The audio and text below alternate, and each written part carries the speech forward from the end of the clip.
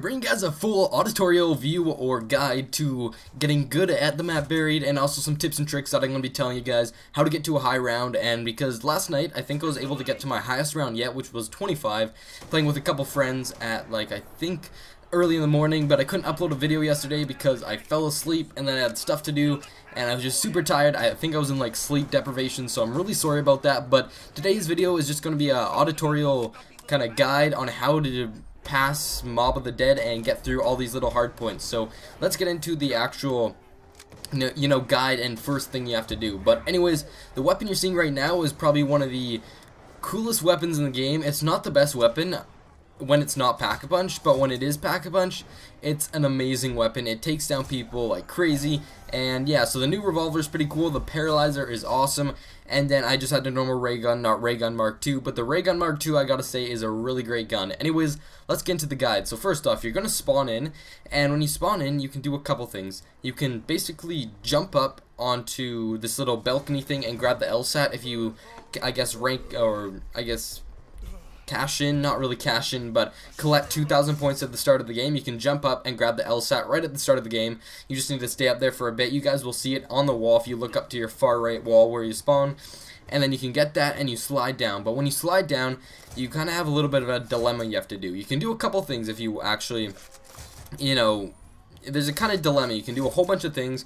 First, it doesn't really matter what you do first, but first what I like to do is get PhD Flopper. So to get PhD Flopper, I'm going to jump off the very top of the, I think it's the gunsmith store, into the pile in the middle of the map, or just kind of keep dolphin diving. That's going to give you PhD Flopper, and that really helps you. Just make sure that you test the PhD Flopper before you end up using it, because I've died a couple times because of that. But anyways, also if you have money from previous rounds, you can go up by the first door up into to get to the top where you can jump down into the bank and you can withdraw the money you put there last time. But anyways, guys, that's basically it. Let's get into the first stages of getting to the witch's house. So first off, to get to the witch's house, you're going to need Juggernaut and at least a gun, and make sure before you go into the witch's house to store your points. So what you want to do is collect all the perks you want to get to, and you can also basically do that by using the paralyzer to boost yourself over fences and anything. It acts like a jetpack basically. So get the guns you want, get the perks you want by maybe round,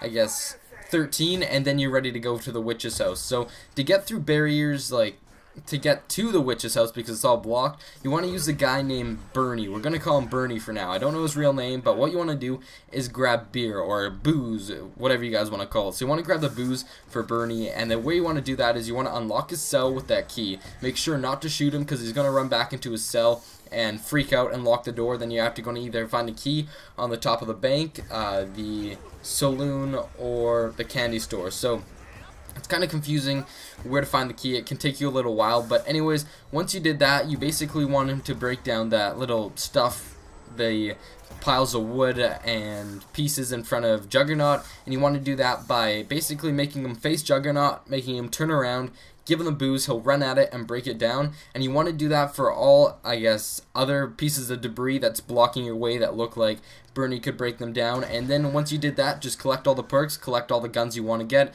and then go into the witch's house. But when going into the witch's house, make sure you have full ammo and you're running with a friend, due to the fact that in the witch's house, the pain in the butt is when they hit you, they take all your money. So what you want to do when you're in the witch's house is make sure to deposit all your money before. Then you want to run out just the way I ran back then. You want to run out, get into the courtyard maze area. Once you're there in the maze area, you have a little bit of a dilemma. If your friends are not in the maze area, the zombies aren't going to spawn there, so you want to wait till your friends come there, or if you decide to all go together, you can end up actually beating the witches, and when you beat the witches, you end up getting a perk, which is going to allow you to, trying to think what the perk does. It's either a perk you can get Mule Kick. You see a Mule Kick there, that's because I got it from the witches. Or you can get the Vulcan Assist, you can get a whole, or sorry, Venture Assist, whatever it's called. You can get a whole bunch of things. But anyways, guys, and just, I guess, point whore in the maze system, and see, I made this little thing in the middle of the map a teleport by breaking it down and getting the huckleberries.